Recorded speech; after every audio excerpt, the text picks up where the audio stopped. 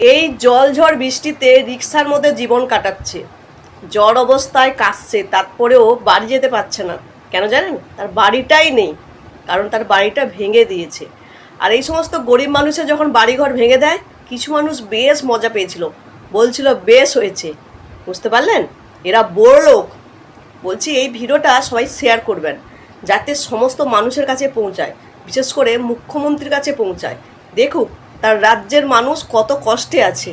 Please ভিডিওটা share করবেন, এরা যেন কোনো না কোনো ব্যবস্থা পায়। এত বৃষ্টি হচ্ছে, বৃষ্টির দিনে কাকুর শরীর খারাপ। কাকু, তুমি এখানে শুয়ে আছো কেন? ভালো আছো? তোমার পা তো পুরো সাদা হয়ে গেছে, পুরো তো জলে, পুরো বৃষ্টিতে ভেজা তোমার জামা। কিছু খেয়েছো? কিছু খাওনি? তোমার বাড়ি কোথায়? বাড়ি ঘর তো সব ভাঙা পড়ে গেছে। ভাঙা পড়ে গেছে? তুমি এই অবস্থায়? এই নতুন সরকার আসতে তোমার বাড়ি ভাঙা পড়ে গেছে, আর তোমার এই অবস্থা। তুমি এই বৃষ্টিতে পুরো তো জামা কাপড় পুরো ভেজা, তোমার এই লুঙ্গি, তোমার ড্রেস পুরো ভেজা, পুরো পা তো সাদা হয়ে গেছে গো। আর কাশছো তো, খুব শরীর খারাপ নাকি? আমি এতে খাবার এনেছি, এতে খাবে?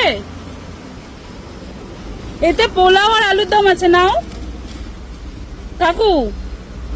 এতে পোলাও আর আলুর দম আছে, খাও। খোলো, দেখো, খেয়ে নিও তুমি। হ্যাঁ, তোমার বাড়ি কোথায় এমনিতে কাকু? তোমার বাড়ি কোথায়? আমি গাড়ির উপর কোথায় থাকো? গাড়ির উপর আগে কোথায় বাড়ি ছিল? আনোয়ারসা রোডে ছিল, আর এখন তুমি এই গাড়িতেই থাকো? বাড়িতে কেউ নেই? আছে আবাগা। আর ঠাকুর মানে কাকিমা আছে নাকি? বউ আছে। কাকিমা নেই মানে মারা গেছে? ছেলে বউ বাড়িতে আছে, তোমাকে বাড়িতে রাখেনি? আমি ঘরে এখন। তুমি থাকো না ওখানে? এইভাবে আছো, কষ্ট হচ্ছে তো। এইভাবে কি করে ঘুমাচ্ছ এই রিক্সার মধ্যে?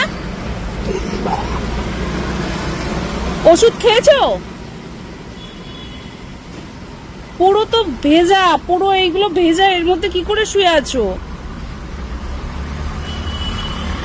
তুমি কি রোজের এখানেই থাকো কাকু? তাহলে খাওয়া দাওয়া এই গাড়ির মধ্যেই হয়?